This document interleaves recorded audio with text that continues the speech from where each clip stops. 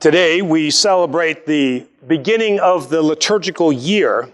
We celebrate Indictus, which has a very long history in the Orthodox Church, and certainly also in the Catholic Church too. To some extent, there is a connection with Judaism in terms of the celebration of the beginning of the new year to bless God, and so it does have its roots there, but it is also for us to redouble our efforts to renew creation. So, having said that, on the website, you probably hopefully have seen it, is the Patriarch's message. So every year on this day, he issues his Indictus message.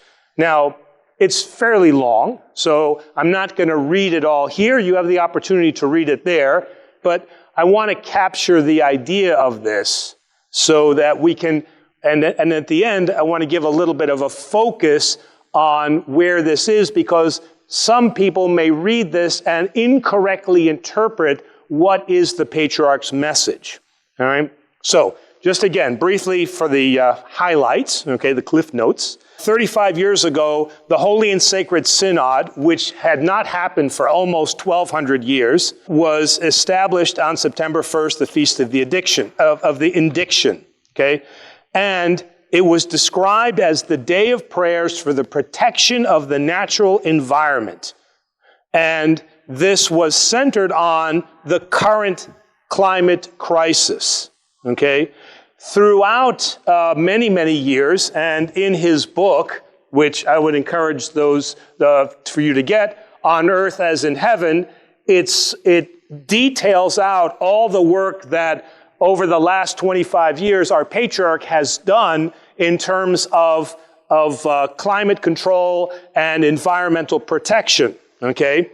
And so he talks about, how we appreciate the current environmental movements and their contributions.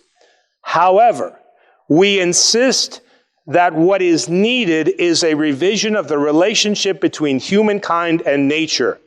Without this, we will continue to have the catastrophic consequences of the ecological process and not ignoring the active roots of the problem. Okay? The environmental threat is a dimension of the extended crisis in our civilization, all right?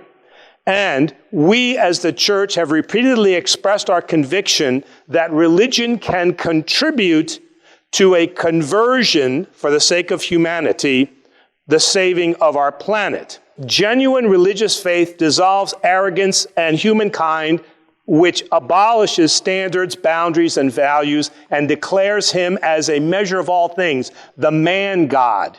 The churches understand humanity and its responsibility through its relationship with God, expressed through the Christian teachings about Adam in the beginning when he was made the Lord over the earth. He was to rule over the earth. And the Christian faith recognizes the value of humanity and creation. All right? So, in this, sometimes people can become confused that this is in support of now climate change, and they're missing the point.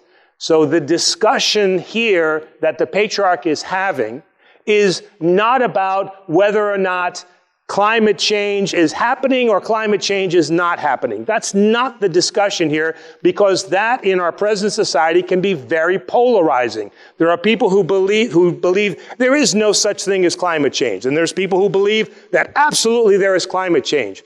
But they're missing the point. It doesn't matter whether you believe in it or not. The message is, what matters is how we as individuals treat creation and nature. It is to regain the responsibility and the obligation that was given to us by God in Genesis, in paradise. So what's important is that we renew who we're supposed to be as guardians. So because with all technology, ignoring that relationship, then what can happen is over-consumerism, meaning that we do affect the climate, by ignoring our relationship, because we feel that the earth's resources are there for our use and our taking, regardless of whether we expend them or not. And this is the problem that the patriarch is addressing. Not whether or not there's climate change or there's not climate change. What there is he's recognized that human beings without God have become their own God and are using the earth for their own profit and benefit. And that is a violation, a desecration of what God established in Genesis and what he told mankind he was responsible for, to be the guardian, not the ruler, but the guardian of creation that he has given to us. And when we ignore God and decide that creation is for our benefit only, then it results in a direct violation and a blasphemic act upon what is the primary commandment from God. So, I don't want to get involved in a conversation about whether or not it is, but certainly, whichever one you believe, at the root is our arrogance that we believe that we are God and we can do with the environment whatever we choose without any responsibility. And that is blasphemy. And so we must renew our efforts, and that's what he's saying here. We must renew our efforts that we return to the commandment of God, which is, you are the guardians of what I have created that is good. And God wants us to preserve that ideal and return to that. And the patriarch is saying that only through belief in God and that commandment do we stand any chance of preserving creation and the environment that we have. There are two books that really are worthwhile reading. One of them, as I said, is published by our own patriarchate, which is the summation of all of the effort over the last 25, almost now 30 years of work that he has done with climate change from the standpoint of reminding us of our humanity and our relationship to God in terms of being priests of creation. And having said that, Archbishop Zizoulis of Pergamon published a book called Priest of Creation.